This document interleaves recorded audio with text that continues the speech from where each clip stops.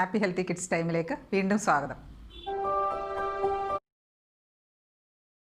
അരുമയായ കുഞ്ഞ് 1 വയസ്സാകുമ്പോൾ പിടിച്ചു നടന്ന് പിന്നെ പതുക്കെ പതുക്കെ ഓടി നടക്കുന്ന കാണാൻ അച്ഛനമ്മമാർക്കുള്ള ആഗ്രഹം നമുക്ക് ഊഹിക്കാവുന്നതേ ഉള്ളൂ.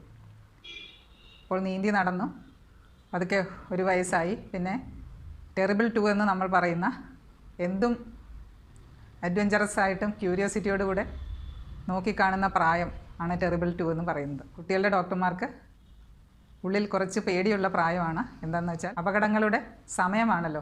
സാധാരണ 1 വയസ്സ് തൊട്ട് 4 വയസ്സ് വരെ കുട്ടികളുടെ കൂടെ എപ്പോഴും ഒരാൾ ഉണ്ടെങ്കിൽ അത്രയും നല്ലതാണ്. പക്ഷേ അത് ഒരിക്കലും പ്രാക്ടിക്കൽ അല്ലല്ലോ. അതിനാൽ കുറച്ച് സേഫ്റ്റി ടിപ്സുകളുമായിട്ടാണ് ഞാനിന്ന് വന്നിരിക്കുന്നത്.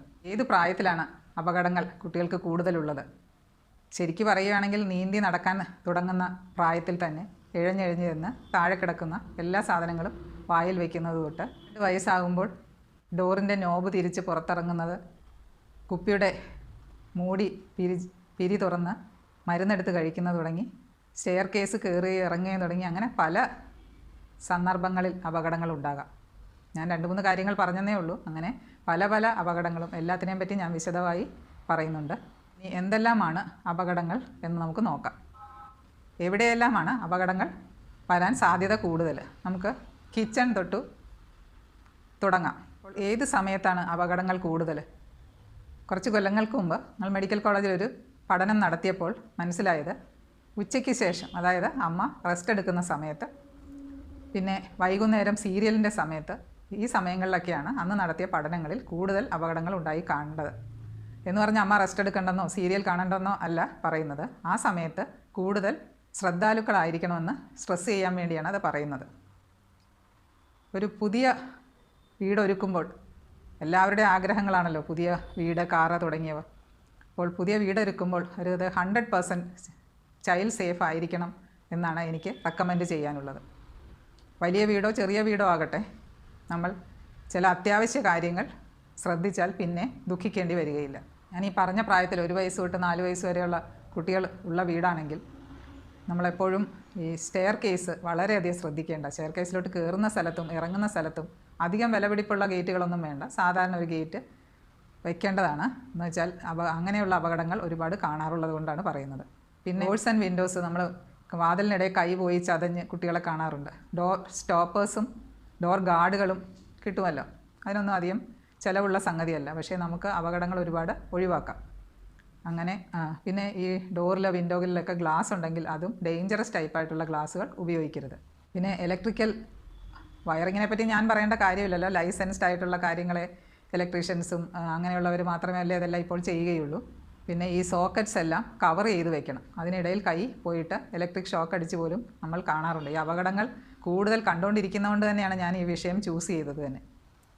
അത് എപ്പോഴും മൂടി വെക്കേണ്ടതാണ്. അത് കുട്ടികൾക്ക് എടുക്കാൻ പറ്റാത്ത വിധത്തിൽ തന്നെ, കൈകാര്യം ചെയ്യാൻ പറ്റാത്ത വിധത്തിൽ തന്നെ വേണം വയ്ക്കാൻ. പിന്നെ ഒരിക്കലും പ്ലഗുകളോ മൊബൈൽ ചാർജറുകളോ ഒന്നും കുട്ടി കാണുന്നിടത്ത് വയ്ക്കാൻ ഇടയാകരുത്. പിന്നെ നമ്മൾ വീട്ടിൽ ശ്രദ്ധിക്കേണ്ടത്, നമ്മളൊരു പുതിയ വീടാണെങ്കിൽ തന്നെ ഗേറ്റ് എന്തായാലും വേണ്ടതാണ്.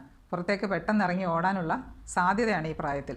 പിന്നെ കിച്ചണിലോട്ടുള്ള ഡോറും എപ്പോഴും ഒരു അടച്ചിടാൻ പറ്റുന്ന വാതിലോ അല്ലെങ്കിൽ അവിടെ ഒരു ചെറിയ ഗേറ്റ് പോലെ വെച്ചാൽ കിച്ചണകത്ത് കയറിയുള്ള അപകടങ്ങൾ നമുക്ക് ഒഴിവാക്കാൻ പറ്റുന്നതാണ്.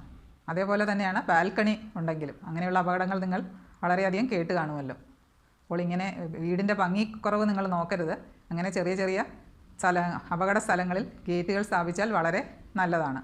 ഇനി കിച്ചണിൽ നമ്മൾ കുക്ക് ചെയ്യുകയോ അവിടെ എന്തെങ്കിലും ചെയ്യുന്ന സമയത്ത് കഴിയുന്നത് ഷാർപ്പായിട്ടുള്ള സംഗതികൾ, അല്ലെങ്കിൽ തന്നെ ഈ കത്തികൾ, ഫോർക്കുകൾ, ഇഞ്ചുറി വരാൻ പറ്റുന്ന ഏത് സാധനങ്ങളും നമ്മൾ പൊക്കത്തിൽ വെച്ച് പൂട്ടി വെക്കുകയാണ് വേണ്ടത്. പൂട്ടി കീ അവിടെ തന്നെ വെക്കരുത്. കുറച്ച് വലിയ കുട്ടികൾ, 3 വയസ്സുള്ള കുട്ടികൾ എപ്പോഴും പൊക്കത്തിൽ കയറി സാധനങ്ങൾ എടുത്ത് ബാക്കിയുള്ള ചെറിയ കുട്ടികൾക്ക് കൊടുക്കുന്ന അപകടങ്ങൾ കണ്ടിട്ടുണ്ട്. പിന്നെ കിച്ചണിൽ നമ്മൾ ഗ്യാസ് സ്റ്റൗവും ഗ്യാസ് സിലിണ്ടറും ഏറ്റവും അധികം സൂക്ഷിക്കേണ്ട സംഗതിയാണെന്ന് ഞാൻ പറഞ്ഞു തരേണ്ട ആവശ്യമില്ലല്ലോ. അതുകൊണ്ടാണ് കിച്ചണിൽ കയറാതിരിക്കാൻ ശ്രദ്ധിക്കണമെന്ന് പറയുന്നത്. ബേൺസ് ഉണ്ടാകാനുള്ള സാധ്യതയും കൂടുതലും കിച്ചണിൽ നിന്നാണല്ലോ. അതുകൊണ്ട് കിച്ചണിൽ കൂടുതൽ ചൂടുള്ള സാധനങ്ങളോ സോസ് പാനോ അതിൻ്റെ എല്ലാ ഹാൻഡിൽ ഒരു ഫ്രണ്ടിലോട്ട് ഒരിക്കലും നിൽക്കരുത്, പുറകിലോട്ട് വെച്ചിരിക്കണം. കുട്ടി വന്ന് അറിയാതെ എങ്ങാനും അത് തട്ടുകയാണെങ്കിൽ മുകളിൽ മേത്ത് വീഴാതിരിക്കാനുള്ള കാര്യത്തിന് വേണ്ടിയാണ് പറയുന്നത്.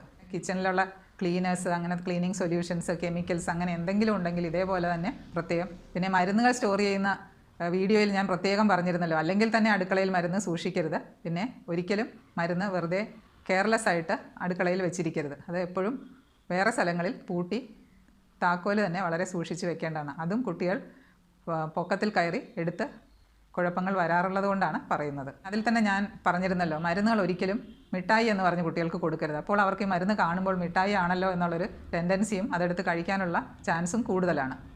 ഇനി നമ്മൾ കൂടുതൽ കാണുന്ന ഒരു അപകടമാണ് ബേൺസ് അഥവാ പൊള്ളൽ, അല്ലെ സ്കാൽസ് എന്ന് പറയും.